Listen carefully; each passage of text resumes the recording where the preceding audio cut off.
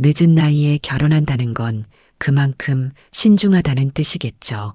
39에 결혼을 결심했을 때 주변에서는 모두 축하한다며 등을 두드렸습니다. 하지만 속으로는 이제야 하는 시선이 묻어 있었던 것 같아요. 그런 시선 따위 신경 쓰지 않았습니다. 내 옆엔 윤서진이라는 완벽한 여자가 있었으니까요. 36, 항공사 승무원 출신인 서진은 첫 만남부터 나를 압도했어요. 우아한 몸짓, 깔끔한 말투, 그리고 어딘가 비밀을 간직한 듯한 눈빛까지. 그녀를 처음 본 순간 이 사람이다 싶었죠. 정훈 씨, 이렇게 늦게 결혼해도 괜찮을까요? 프로포즈를 받아들인 날 서진이 물었던 말입니다. 그 말에 난 웃으며 답했죠. 늦은 건 아니에요.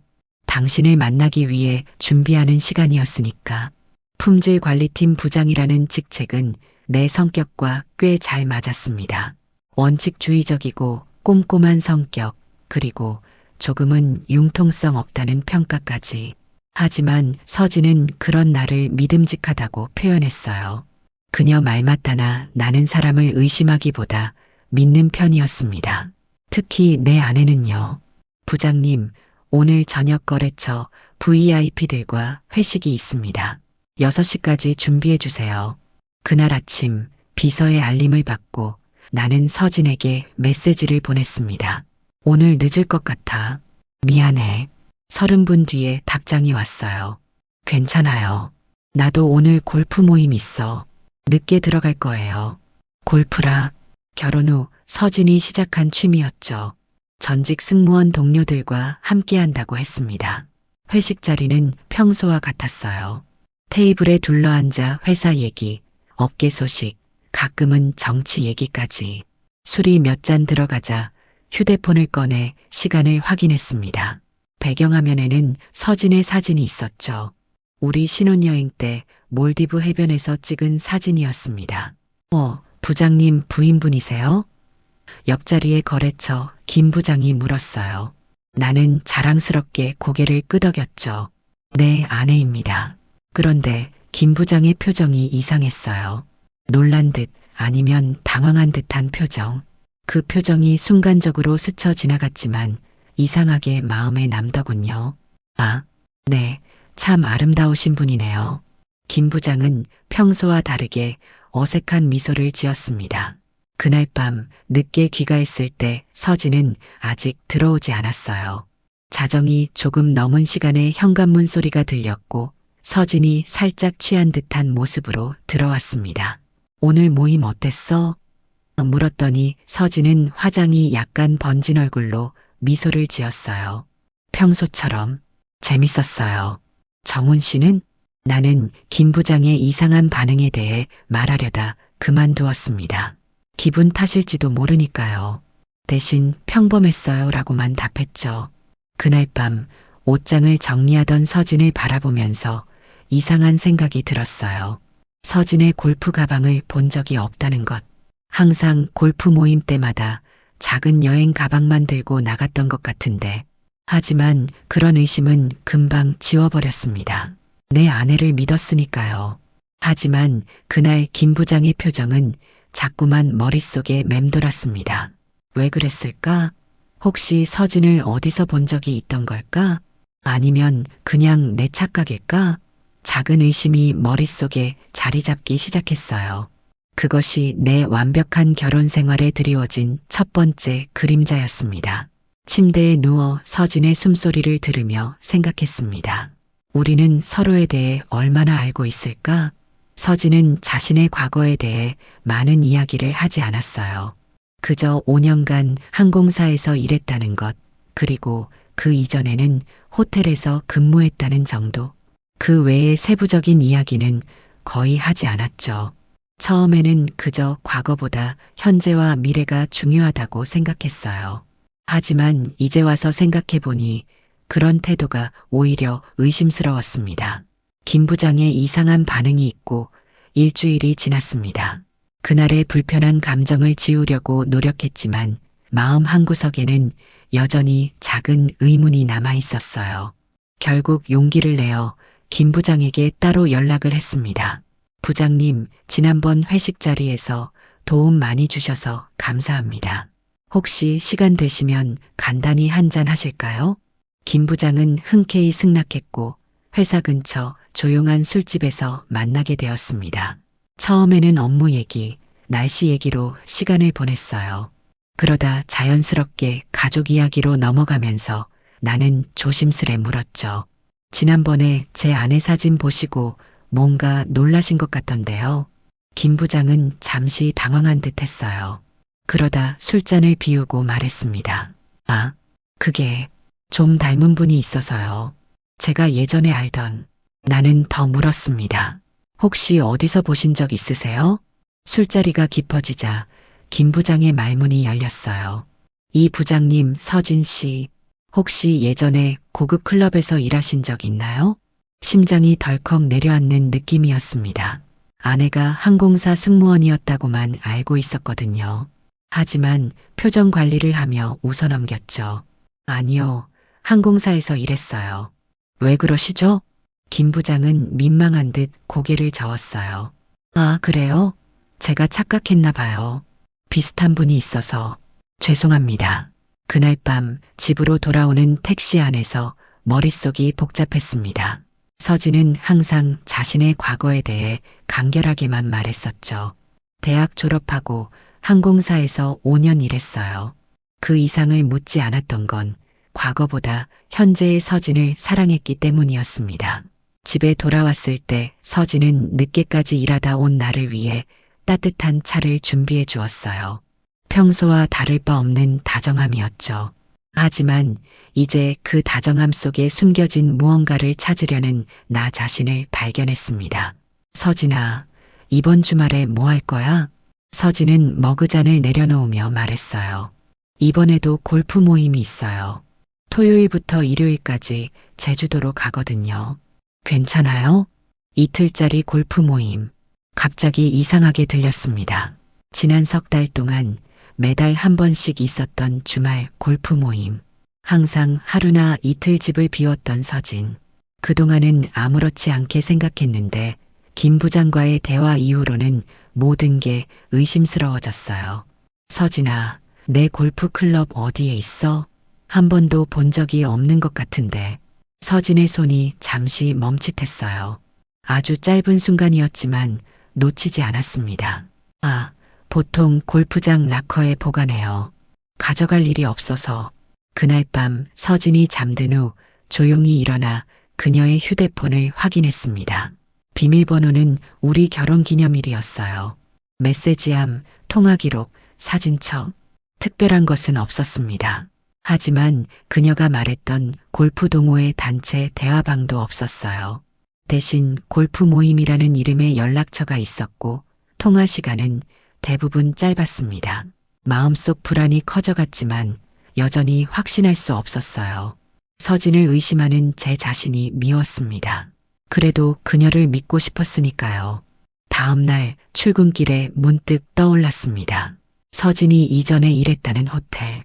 그녀는 가끔 파라다이스 호텔에서 근무했을 때 라는 이야기를 했었죠. 퇴근 후 그 호텔로 향했습니다. 아내가 예전에 일했던 곳을 보고 싶다는 마음이 들었어요. 어쩌면 그곳에서 뭔가 단서를 찾을 수 있을지도 모르겠다는 생각이 들었습니다. 호텔로 가는 길, 김 부장이 했던 말이 계속 머릿속을 맴돌았어요. 고급 클럽이라니. 서진이 그런 곳에서 일했다는 것은 상상도 할 수 없었습니다. 하지만 한편으로는 점점 커지는 의심을 떨쳐버릴 수 없었어요. 서진의 몸에서 풍기는 고급스러운 분위기, 그녀가 때때로 보여주던 상류층에 대한 지식, 그리고 자주 없어지는 주말들. 모든 것이 이상하게 맞아떨어지는 듯 했습니다. 호텔 로비는 화려했고 사람들로 붐볐어요. 레스토랑으로 들어가 구석 자리에 앉았습니다. 우연히 오래 근무한 듯한 중년의 웨이터가 주문을 받으러 왔어요. 혹시 여기서 오래 일하셨나요? 웨이터는 고개를 끄덕였습니다. 네, 15년 됐습니다. 가슴이 두근거렸어요. 휴대폰을 꺼내 서진의 사진을 보여주며 물었습니다. 혹시 이 사람 아세요? 예전에 여기서 일했다고 하던데. 웨이터는 사진을 보자마자 미소 지었어요. 아, 서진 씨요? 물론 알죠. 근데 승무원은 아니었고 여기서 VIP 행사 담당했었어요. 호기심에 더 물었습니다. VIP 행사요? 네, 상류층 대상으로 프라이빗 파티 같은 거요. 서진 씨는 특히 인기가 많았죠. 그 말을 듣는 순간 내 세계가 무너지는 느낌이었습니다. 서진이 말했던 항공사 승무원이라는 과거가 거짓일 수도 있다는 생각이 스쳐갔어요. 하지만 여전히 확신할 수 없었습니다. 아내를 믿고 싶었으니까요. 파라다이스 호텔을 나오면서 머릿속이 복잡했습니다. 웨이터의 말이 사실이라면 서진은 나에게 자신의 과거를 속인 셈이었어요. 하지만 여전히 확신할 수 없었습니다. 어쩌면 웨이터가 다른 사람과 혼동한 것일 수도 있겠죠. 집으로 돌아가는 길 서진에게 전화를 걸었어요. 오늘 늦어요? 저녁 준비할까요? 평소와 다름없는 다정한 목소리였습니다. 마치 아무 일도 없다는 듯이 순간 웨이터의 말이 착각이었기를 바랐어요. 응, 곧 갈게. 뭐 필요한 거 있어? 아니요, 다 있어요. 그럼 기다릴게요. 전화를 끊고 나서도 마음이 편치 않았습니다. 의심과 믿음 사이에서 갈등하던 중 결국 파라다이스 호텔 주변으로 다시 발걸음을 돌렸어요. 더 많은 정보가 필요했습니다. 호텔바에 들어가 자리에 앉았습니다. 오래된 바텐더에게 다가가 조심스레 물었어요. 혹시 윤서진이라는 분 아세요? 예전에 여기서 일했다고 하던데. 바텐더는 잠시 생각하더니 고개를 끄덕였습니다. 아, 서진 씨요? 5년쯤 전까지 여기 있었죠. 지금은 어디 있나요? 심장이 빠르게 뛰었습니다. 그럼 정확히 어떤 일을 했었나요? 바텐더는 잔을 닦으며 말했어요. VIP 접대 담당이었죠. 우리 호텔에서 열리는 상류층 파티에서 손님들을 접대하는 일이요. 특히 서진 씨는 최상위 VIP들만 담당했어요. 인기가 아주 많았거든요. 그 말을 듣는 순간 숨이 막혔습니다. VIP 접대라는 단어가 주는 의미는 분명했어요. 서진이 말했던 항공사 승무원이란 과거는 완전한 거짓이었습니다. 그런 일을 하면서 혹시 특별한 관계를 맺는 경우도 있었나요? 바텐더는 의미심장한 미소를 지었어요. 그건 제가 말할 수 있는 부분이 아니지만 여기 오는 VIP들은 돈이 많은 사람들이었고 서진 씨는 항상 고급스러운 선물을 받았죠. 더 이상 듣고 싶지 않았습니다. 바에서 나와 주차장으로 향했어요. 차 안에서 한참을 울었습니다. 사랑했던 아내의 진짜 모습을 알게 된 충격, 그리고 속았다는 배신감이 밀려왔어요. 집으로 돌아가기 전 마지막으로 확인하고 싶은 것이 있었습니다. 호텔 주변의 오래된 카페로 들어갔어요. 그곳에서 일하는 중년 여성에게 다가갔습니다. 실례지만 혹시 이 호텔에서 오래 일하셨나요? 그녀는 고개를 끄덕였어요. 네, 20년 넘었어요. 왜요? 서진의 사진을 보여주며 물었습니다. 이 사람 아세요? 여성은 사진을 보자마자 표정이 변했어요. 아, 서진 씨. 그럼요, 잘 알죠. 여기 단골이었으니까요. 단골이요? 여기서 일했다고 들었는데. 그녀는 고개를 저었습니다. 아니요, 일한 건 아니고 여기 VIP 룸에서 손님들 만나곤 했어요. 항상 비싼 차를 타고 왔었죠. 차마다 다른 남자들이 기다리고 있었고요. 그 말을 듣는 순간 마지막 희망마저 사라졌습니다. 서진은 단순한 호텔 직원이 아니라 상류층 남성들을 상대하는 고급 접대부였던 거예요. 그리고 지금 그녀는 나의 아내였습니다. 집으로 돌아가는 길 서진에게 전화가 왔어요. 여보, 어디에요? 늦네요. 평소와 같은 다정한 목소리였지만 이제 그 목소리 뒤에 숨겨진 거짓을 알게 되었어요. 그래도 나는 태연하게 대답했습니다. 곧 갈게. 회사 일이 좀 있어서. 전화를 끊고 나니 마음이 무거웠어요. 서진과 마주할 자신이 없었습니다. 하지만 진실을 확인해야 했어요. 그녀의 현재도 과거처럼 거짓으로 가득한지 아니면 정말 나를 사랑하게 된 것인지. 토요일 아침이 밝았습니다. 서진은 평소보다 더 공들여 차림새를 꾸몄어요. 화려하진 않지만 고급스러운 원피스에 은은한 향수 냄새. 골프를 치러 가는 모습은 아니었습니다. 골프 치러 가는데 그렇게 차려입어? 가볍게 물었어요. 서진은 잠시 당황하는 기색을 보였지만 곧 태연하게 대답했습니다. 아, 이건 이동할 때 입는 거예요. 골프웨어는 가방에 넣었어요. 서진이 집을 나선 후 나도 서둘러 준비했습니다. 그녀가 탄 택시를 몰래 따라갔어요. 택시는 김포공항으로 향했고 서진은 제주행 비행기를 탔습니다. 나도 같은 비행기 표를 예매했어요.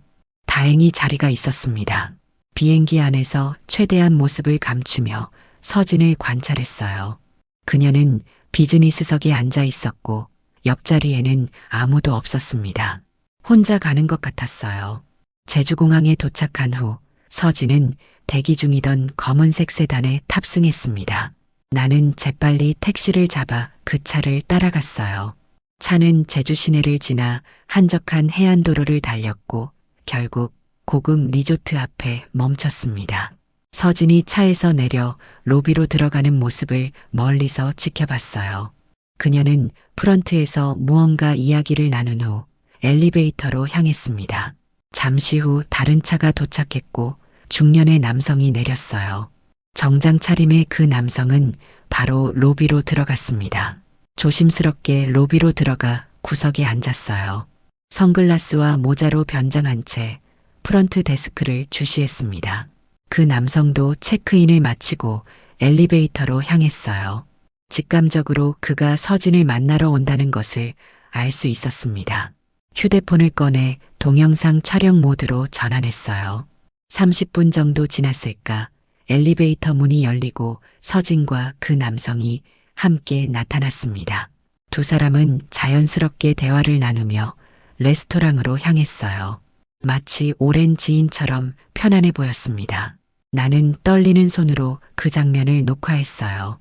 서진은 남성의 팔짱을 살짝 끼고 있었고 그는 그녀의 허리에 손을 올렸습니다. 친구 사이라고 하기에는 너무 가까운 거리였어요.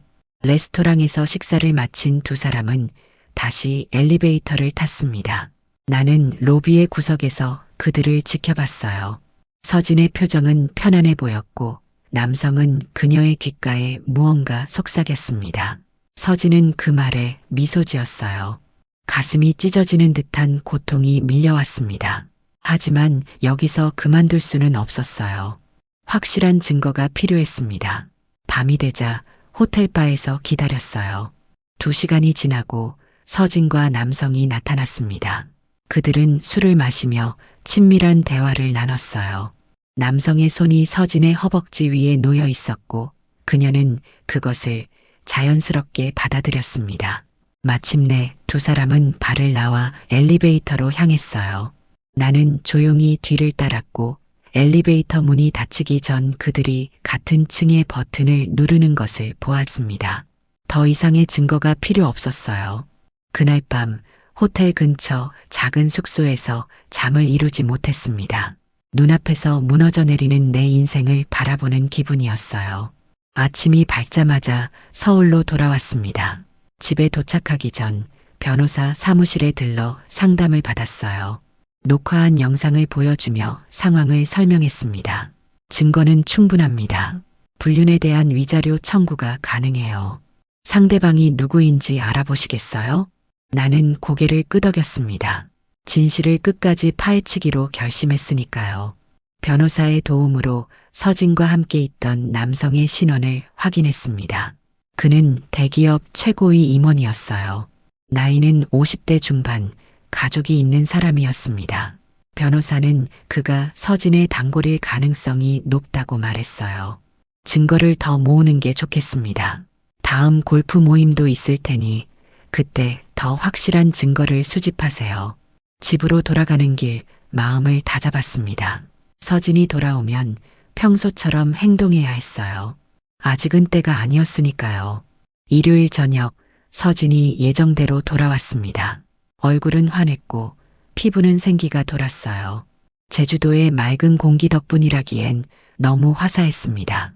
골프는 어땠어? 담담하게 물었어요. 서진은 짐을 풀며 대답했습니다. 좋았어요. 날씨도 좋고 코스도 멋있었고 거짓말이 너무 자연스러워서 오히려 소름이 돋았어요. 이 여자가 3년 동안 내 아내였다는 사실이 믿기지 않았습니다. 그래, 사진 좀 봐도 될까? 서진은 잠시 당황했지만 이내 태연하게 말했어요. 아, 이번엔 사진을 많이 안 찍었네요. 골프에 집중하느라 나는 더 추궁하지 않았습니다. 대신 그녀의 가방에 주목했어요. 서진이 샤워하러 간 사이 조심스럽게 가방을 열어봤습니다. 그 안에는 골프용품이라곤 하나도 없었어요. 대신 호텔룸 키카드와 사용한 콘돔 포장지, 그리고 남성의 명함이 있었습니다. 명함에는 최덕현 부사장, 대우전자라고 적혀 있었어요. 심장이 멎는 듯한 충격이었어요. 증거를 사진으로 찍은 후 모든 것을 제자리에 돌려놓았습니다. 서진이 샤워를 마치고 나왔을 때 나는 침착하게 식탁에 앉아 있었어요. 저녁 먹을래? 물었습니다. 서진은 고개를 끄덕였어요. 네, 배고파요. 간단한 식사를 준비하는 동안 마음속으로는 폭풍우가 몰아치고 있었습니다. 모든 것이 거짓이었다니. 우리의 만남, 결혼, 3년간의 생활, 전부 다. 식탁에 앉아 밥을 먹는 동안 가슴속 분노가 점점 커져갔어요. 하지만 겉으로는 평온을 유지했습니다. 마치 아무 일도 없다는 듯이. 다음 주에 또 외출하니? 물었어요. 서진은 고개를 끄덕였습니다. 네, 이번엔 강원도로 골프 치러 가요. 사흘 정도 될 것 같아요. 더는 참을 수 없었습니다. 천천히 일어나 서랍에서 뭔가를 꺼냈어요. 그리고 식탁 위에 툭 던졌습니다. 제주도 호텔룸 키카드, 콘돔 포장지, 그리고 남성의 명함, 그리고 서진과 그 남성이 함께 있는 사진. 서진의 얼굴이 하얗게 변했어요. 이게 무슨, 설명해 줄래? 가능한 한 침착하게 물었습니다. 서진은 잠시 말을 잃었어요. 그러다 천천히 숟가락을 내려놓았습니다. 그리고는 예상치 못한 반응을 보였어요. 체념한 듯한, 아니 오히려 해방된 듯한 표정이었습니다. 뭘 설명해 줄까요? 다 보고 왔잖아요. 그 냉정한 목소리에 가슴이 찢어지는 듯 했습니다. 왜, 나를 사랑한 적은 있었어? 서진은 잠시 생각하더니 고개를 저었어요. 사랑, 글쎄요. 정훈 씨는 좋은 사람이었어요. 따뜻하고 성실하고. 하지만 뭐. 하지만 난 항상 사랑보다 현실을 택했어요. 당신은 따뜻했지만 내겐 돈과 권력이 필요했어요. 그 말을 듣는 순간 내 안에 뭔가가 무너져 내렸습니다. 3년간의 결혼 생활, 그 모든 추억과 감정이 한순간에 가치를 잃은 듯 했어요. 그럼 처음부터 계획된 거였어? 서진은 담담하게 대답했습니다. 처음엔 그저 안정적인 결혼 생활을 원했어요. 하지만 곧 그것만으론 부족하다는 걸 깨달았죠. 내가 누렸던 삶이 그리워졌어요. 그 누렸던 삶이라는 게 고급 접대부 생활을 말하는 거니? 서진의 눈이 커졌어요. 어떻게 알았죠? 파라다이스 호텔에 가봤어. 너의 항공사 승무원 경력이 거짓말이라는 것도 알게 됐고. 서진은 한숨을 쉬었어요. 그래요. 이제 와서 숨길 것도 없네요. 맞아요. 난 호텔 VIP 접대부였어요. 상류층 남성들을 상대하는 일이었죠. 거기서 돈도 많이 벌었고 값비싼 선물도 받았어요. 그런데 왜 나 같은 사람과 결혼한 거야? 난 그런 상류층도 아니고 특별히 부자도 아닌데. 서진은 머리카락을 쓸어 넘기며 말했습니다. 나이가 들면서 안정이 필요했어요. 당신은 성실하고 믿음직했으니까 좋은 선택이라고 생각했죠. 그럼 지금의 이 골프 모임은 뭐야? 옛날 고객들 만나는 거야? 일부는 그래요. 몇몇은 예전부터 알던 사람들이에요. 그들은 여전히 나를 원하고 난 그 생활이 그리웠어요. 말문이 막혔습니다. 이 여자가 정말 내 아내였나 싶었어요.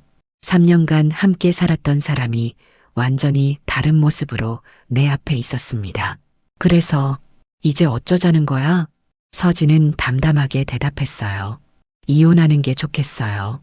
서로에게 상처만 줄 뿐이니까. 그 냉정한 말에 가슴이 아팠습니다. 3년의 결혼 생활을 그렇게 쉽게 정리하다니. 미안해요, 정훈 씨. 당신은 정말 좋은 사람이에요. 하지만 난 이런 사람이에요. 처음부터 달랐던 거죠. 눈물이 차올랐지만 참았습니다. 이 여자 앞에서 약한 모습을 보이고 싶지 않았어요. 알았어. 이혼하자. 서진은 잠시 놀란 듯 했어요. 아마 더 격렬한 반응을 예상했던 모양입니다. 짐은 내일 다 챙겨갈게요. 오늘은 호텔에서 지낼게요. 서진은 일어나 방으로 향했고 곧 간단한 짐을 챙겨 나왔습니다. 현관문 앞에서 그녀가 잠시 멈춰 섰어요. 정말 미안해요. 당신이 상처받을 거라는 건 알고 있었어요. 하지만 그만해. 차갑게 말했습니다. 더 이상 거짓말은 필요 없어. 서진은 고개를 숙이고 집을 나섰어요. 문이 닫히는 소리와 함께 3년간의 결혼 생활도 끝이 났습니다. 홀로 남겨진 집안은 너무나 적막했어요. 벽에 걸린 우리의 결혼 사진을 바라보며 생각했습니다. 그 미소 뒤에 숨겨진 거짓, 그 포옹 속에 감춰진 배신, 모든 것이 가짜였습니다. 그날 밤 소파에 누워 천장을 바라보며 생각했어요. 슬픔보다는 분노가, 상처보다는 복수심이 커져갔습니다. 이대로 끝낼 수는 없었어요. 나를 이용하고 배신한 서진, 그리고 그녀와 불륜 관계를 맺은 남자들, 그들에게 대가를 치르게 하고 싶었습니다. 휴대폰을 들어 변호사에게 전화를 걸었어요. 내일 만나서 이야기하고 싶습니다. 위자료 청구 소송, 최대한 강하게 진행하고 싶어요. 다음 날 아침 변호사 사무실로 향했습니다. 쉬지 않고 운전하는 동안 머릿속은 복잡했어요. 지난밤의 대화가 계속 떠올랐습니다. 서진의 냉정한 표정, 담담한 고백. 그것이 진짜 그녀의 모습이었을까요? 이혼과 위자료 청구 두 가지 모두 진행하겠습니다. 변호사에게 말했어요. 상대방 신원도 확인했고 증거도 충분합니다. 변호사는 고개를 끄덕였습니다. 네, 증거는 확실해 보이네요. 위자료 청구는 상당한 금액이 될 수 있을 겁니다. 상대방이 대기업 임원이라고 하셨죠? 네, 최덕현이라는 사람입니다. 대우전자 부사장이에요. 알겠습니다. 소송을 준비하겠습니다. 사무실을 나오는 길 서진에게서 문자가 왔어요. 짐을 정리하러 오후에 집에 갈게요. 괜찮을까요? 간단히 알았어라고만 답장했습니다. 사무실로 복귀한 후 하루 종일 일에 집중하려 했지만 쉽지 않았어요. 동료들은 내 우울한 표정에 걱정스러운 눈빛을 보냈지만 아무도 물어보지는 않았습니다. 퇴근 시간이 되자 집으로 향했어요. 서진이 이미 와 있을지도 모른다는 생각에 가슴이 뛰었습니다. 그녀를 다시 마주하는 것이 두렵기도 했지만 한편으로는 몇 가지 더 물어보고 싶은 것들이 있었어요. 집에 도착하자 서진의 차가 주차되어 있었습니다. 깊은 숨을 들이마시고 현관문을 열었어요. 서진은 침실에서 짐을 정리하고 있었습니다. 나를 보자 잠시 멈칫했어요. 벌써 왔네요. 응, 일찍 나왔어. 어색한 침묵이 흘렀습니다. 서진은 계속해서 옷가지를 가방에 넣었어요. 그녀의 움직임을 지켜보면서 문득 궁금한 점이 생각났습니다. 궁금한 게 있어. 서진은 고개를 들었어요. 뭔데요? 우리가 처음 만났을 때 그것도 계획된 거였어? 서진은 잠시 손을 멈추고 생각에 잠겼습니다. 처음엔 아니었어요. 정말 우연히 만났죠. 그런데 당신이 너무 순수하고 진심이었어요. 처음엔 그저 좋은 사람이라고만 생각했는데 점점 이 사람이라면 하는 생각이 들었죠. 이 사람이라면 뭐가 가능하다고 생각한 거야? 서진은 한숨을 쉬었어요. 안정적인 생활, 사회적 지위, 그리고 믿음직한 남편. 그 말에 가슴이 아팠습니다. 결국 나는 그녀에게 수단일 뿐이었던 거죠. 그런데 왜 다시 그런 생활로 돌아간 거야? 내가 부족했어? 서진은 침대에 앉았어요. 처음으로 그녀의 표정에 약간의 감정이 깃든 것 같았습니다. 당신은 부족하지 않았어요. 오히려 너무 완벽했죠. 따뜻하고 성실하고. 하지만 나는 그런 평범한 행복에 만족하지 못하는 사람이었어요. 자극이 필요했고 화려함이 그리웠어요. 이혼 소송과 위자료 청구 절차가 시작되었습니다. 변호사는 내가 제공한 증거를 바탕으로 최덕현을 상대로 거액의 위자료를 청구했어요. 또한 서진과의 이혼도 불륜을 사유로 신청했습니다. 상대방 쪽에서 합의를 제안해 왔습니다. 소송 제기 일주일 후 변호사가 전화로 알려왔어요. 상당한 금액을 제시하면서 조용히 처리하자고 하네요. 얼마나 제안했습니까? 3억 원입니다. 꽤 큰 금액이에요. 잠시 생각했습니다. 돈이 목적은 아니었어요. 나는 그들이 저지른 행동에 대한 대가를 치르게 하고 싶었을 뿐입니다. 거절하세요. 저는 법정에서 이 일을 공개적으로 다루고 싶습니다. 변호사는 잠시 망설이더니 대답했어요. 알겠습니다. 그런데 정말 확실한가요? 이렇게 되면 이 부장님의 사생활도 공개될 수 있습니다. 괜찮습니다. 이미 그들이 내 사생활을 엉망으로 만들었으니까요. 그날 저녁 집으로 돌아가는 길에 전 동료에게서 전화가 왔습니다. 그는 지금 다른 회사에 다니고 있었지만 여전히 업계 소식에 밝았어요. 정훈아, 무슨 일이야? 최덕현 부사장 소송건으로 업계가 시끄러워. 소식이 이미 퍼지기 시작했나 봅니다. 응, 맞아. 내가 제기한 소송이야. 설마 윤서진이 내 아내였던 거야? 놀랐습니다. 알고 있었어? 전 동료의 목소리가 조심스러워졌어요. 사실 업계에서는 좀 알려진 사람이었어. 예전에 파라다이스 호텔에서 VIP 접대하던. 미안하다 말하기 어려운데 가슴이 무너져 내렸습니다. 모두가 알고 있었던 건가요? 나만 몰랐던 건가?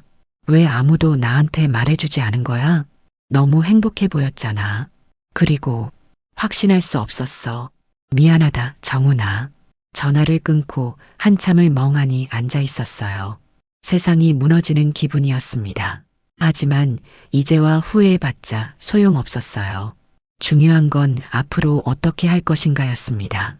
재판 당일 법원은 예상보다 많은 사람들로 붐볐습니다. 어떻게 소문이 퍼졌는지 몇몇 기자들도 보였어요. 대기업 부사장의 불륜 사건이니 관심이 갈 만했겠죠. 최덕현은 검은색 정장을 입고 나타났습니다. 서진도 함께였어요. 둘 다 굳은 표정이었고 눈에 피로감이 역력했습니다. 나와 눈이 마주쳤을 때 서진은 잠시 망설이더니 시선을 돌렸어요. 최덕현은 나를 노려보았습니다. 재판은 변호사의 예상대로 진행되었어요. 증거가 확실했기 때문에 사실관계를 부인하기 어려웠습니다. 최덕현 측 변호사는 다시 한번 합의를 제안했지만 거절했어요. 이 부장님 정말 끝까지 가실 건가요? 휴정 시간에 최덕현의 변호사가 물었습니다. 네, 끝까지 가겠습니다. 그날 저녁 뉴스에 이 사건이 보도되었어요. 대기업 부사장 불륜 스캔들이라는 제목과 함께 최덕현의 이름과 얼굴이 화면에 등장했습니다. 다행히 내 얼굴은 모자이크 처리되어 있었어요. 다음 날 아침 회사로 출근하자마자 사장실로 호출되었습니다. 사장은 심각한 표정으로 앉아 있었어요. 이 부장, 뭐 하는 짓이오? 우리 회사에 좋을 게 없는데. 죄송합니다, 사장님. 하지만 이건 제 개인 문제입니다. 사장은 한숨을 쉬었어요. 최덕현은 우리 회사 중요 거래처야. 이런 식으로 진행하면 회사에도 타격이 올 수 있어. 알고 있습니다. 하지만 제가 당한 일도 생각해 주셨으면 합니다. 그날 오후 변호사에게서 연락이 왔어요. 최덕현이 회사에서 해임되었다고 합니다. 이사회에서 긴급 결정이 내려졌대요. 내심 만족스러웠습니다. 하지만 이것으로 끝이 아니었어요. 며칠 후 다시 변호사가 연락해 왔습니다. 이런, 최덕현이 심장마비로 병원에 실려갔대요. 순간 가슴이 철렁했습니다. 설마 내 탓인가? 상태가 어떤가요? 위중하진 않다고 해요. 하지만 스트레스가 원인인 것 같습니다. 최덕현의 입원 소식을 들은 후 잠시 망설였습니다. 복수심에 불타던 마음이 흔들렸어요. 그가 죽기를 바란 것은 아니었으니까요. 하지만 이미 소송은 진행 중이었고 돌이킬 수 없었습니다. 1년이 지났습니다. 소송은 내가 승소했고 최덕현은 상당한 위자료를 지불했어요. 그는 회사에서 해임된 후 다른 기업으로 자리를 옮겼지만 예전의 지위는 회복하지 못했습니다. 서진은 어딘가로 떠났다는 소문이 들렸어요. 아마 새로운 삶을 시작했겠죠. 나는 회사에서 승진했고 새로운 사람들을 만나기 시작했습니다. 여전히 결혼에 대한 트라우마가 있었지만 조금씩 치유되고 있었어요. 어느 비 오는 날 우연히 파라다이스 호텔 앞을 지나게 되었습니다. 그곳에서 모든 것이 시작되었지요. 추억이 물밀듯이 밀려왔어요. 하지만 이제는 그저 지난 일일 뿐이었습니다. 넌 모든 걸 가졌지만 결국 진짜 소중한 걸 잃었어. 서진을 생각하며 중얼거렸습니다. 그리고 난 이제 자유다.